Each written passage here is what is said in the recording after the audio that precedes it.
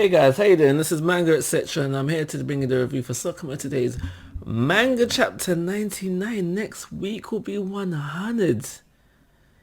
It's hard to believe that Sakamoto Days made it to 100, and there's quite a few series that I started reading around the same time Sakamoto Days came out. Just a quick know ahead for you guys. It was Sakamoto Days, which I'm reviewing, Build King, which I was reviewing, it got cancelled, and another one about baseball. It was called Nine Dragons Parade or just something along them lines. Cancelled. The three series I started watch I'm reading all around the same time. Only one survival. Sakamoto Days. So round of applause for when you do finally reach 100 chapters.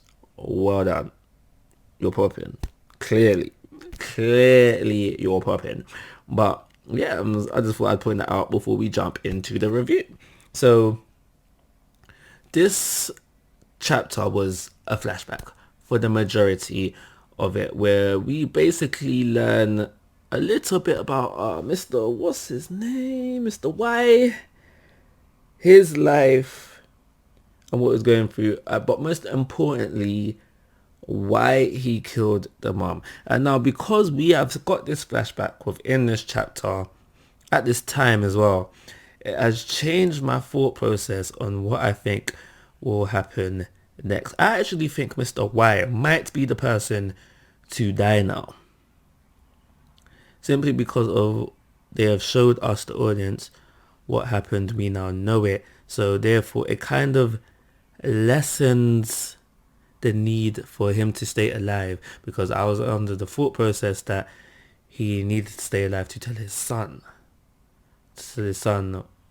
what happened, basically. But because, yeah, I'm pretty sure during this chapter he's telling Shishiba, is that her name?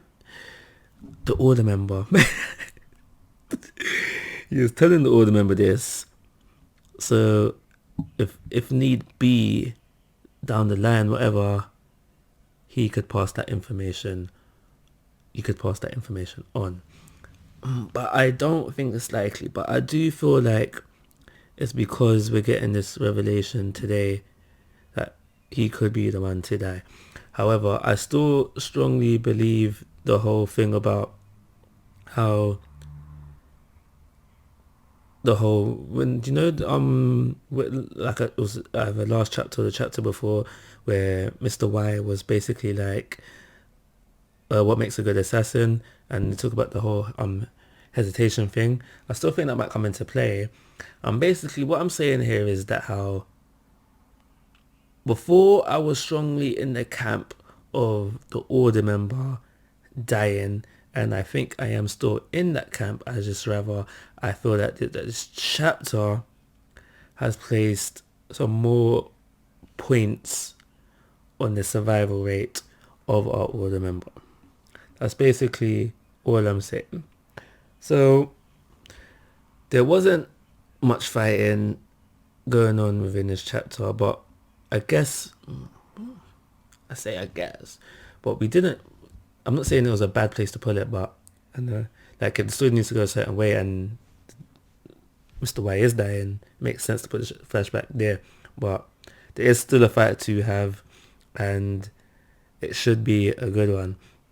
I feel like as well that this flashback was thrown in to just make the fight seem more emotional. Like,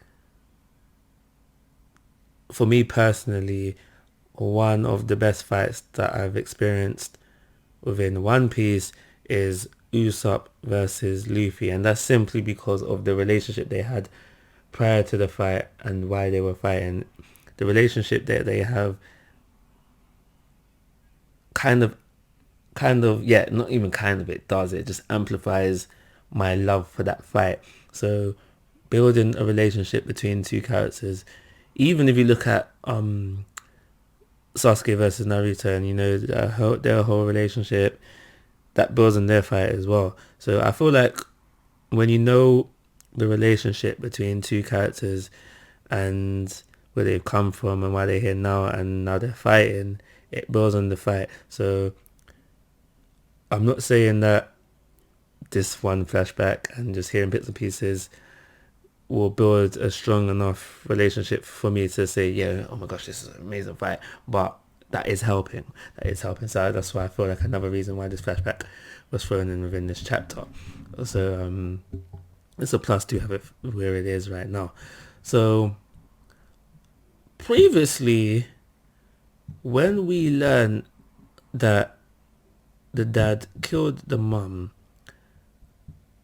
I can't remember what my thought process on that was right now. I think I felt like there was more to it. No wait, hold on. No wait. We didn't know it was the dad.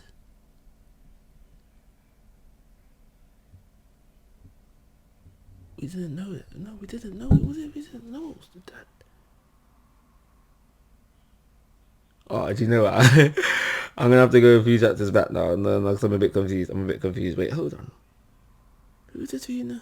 Sorry, yeah, literally had to go back. Chapter 96. Amani tells us that it was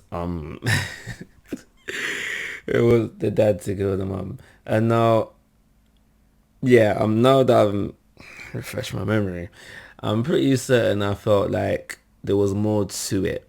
And maybe he didn't do it. But now that we do know, like, the mum was a traitor,